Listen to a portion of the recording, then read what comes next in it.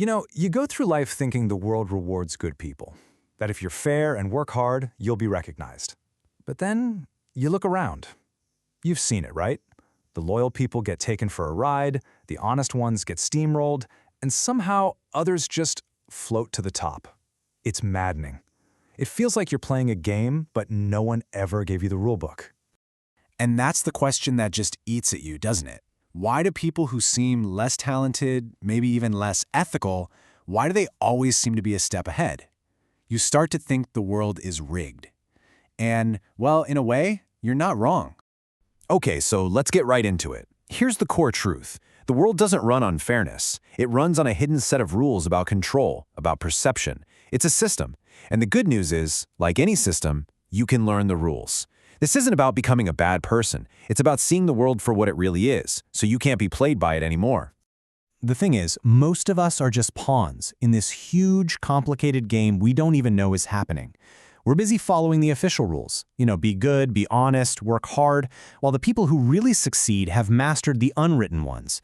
They're not just playing the game, they're shaping it. And that right there is the key.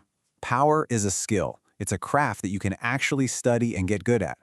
Think of this as the manual they never wanted you to have. Because once you understand these laws, you stop being a pawn on the board and you start becoming a player. So, let's start with part 1, the absolute foundation of power. Before you can even think about controlling the game, you have to control how people see you.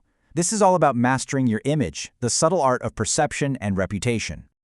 Just take a look at the story of Steve Jobs. His early days are a perfect, and I mean perfect, lesson in Law 1, never outshine the master.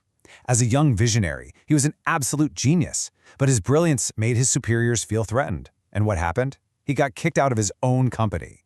But when he came back years later, he was a different man. He was quiet, calculated. He'd learned that raw talent isn't enough. You have to play the game. And that just nails it, doesn't it? The goal isn't just to get applause for being the smartest person in the room today. The real goal is to survive long enough to be the one running the room tomorrow. Being subtle is so much more powerful than being loud. All right, now let's talk about Law 5, because this is huge. Your reputation isn't just some fluffy, nice-to-have thing. It's your armor. It's the story people tell about you before you even open your mouth. And if you let it get damaged, they will use it to take you down. You have to guard it with your life. This leads us right to Law 4. Always say less than necessary. I mean, think about it. Most people just talk and talk to fill the silence, to feel important. But the truly powerful, they use silence like a weapon. It makes other people uncomfortable. It makes them spill their secrets. And it makes every word you do say land with incredible weight. Silence isn't weakness, it's pure control. Okay, so once you've got your image under control, the whole game changes. We're moving from defense to offense now. It's not just about surviving anymore. It's about bending the game to your advantage. This table breaks it down so clearly. The fool's approach? They try to win an argument with words. The master? Nope. They win with actions you just can't argue with. The fool begs for help by appealing to mercy. The master gets help by appealing to the other person's self-interest. And honesty? The fool thinks you should use it all the time. The master knows it's a powerful tool you use selectively to disarm people. Now check this out. Law 7. Get others to do the work, but always take the credit. Thomas Edison is the perfect example. He didn't work in a lab alone. He was a genius at directing the work of others and, crucially, at controlling the story. He got the credit. Real power isn't about doing the most work, it's about claiming the final prize. And here we get to the really brutal side of things with Law 15, crush your enemy totally.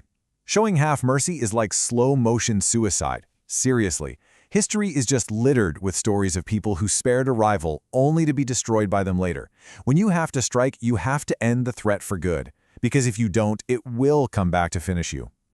So this brings us to the final part, the most advanced level of power. We're moving beyond controlling other people, beyond controlling the board. Now, we turn inward to master the one thing that gives you ultimate control, yourself, your mind, your emotions, your very identity.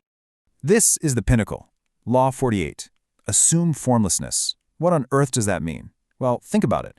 If you have a fixed shape, a predictable personality, a strategy everyone knows, people can attack you. But if you're formless, you're like water. You're fluid, you're adaptive, you're impossible to get a handle on. You become unpredictable, which means you become uncontrollable. What a powerful idea. Water can be a gentle stream, or it can be a tsunami that crushes everything in its path. It has no ego. It just adapts to overcome whatever's in front of it. Mastering power means becoming like water, being fire when they expect ice, being silent when they expect you to scream. And that's the bottom line right there.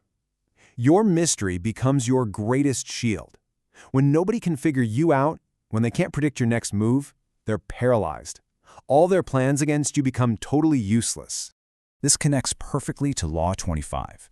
You know, most of us are taught to go find ourselves, but the powerful understand something different. They don't find themselves, they create themselves.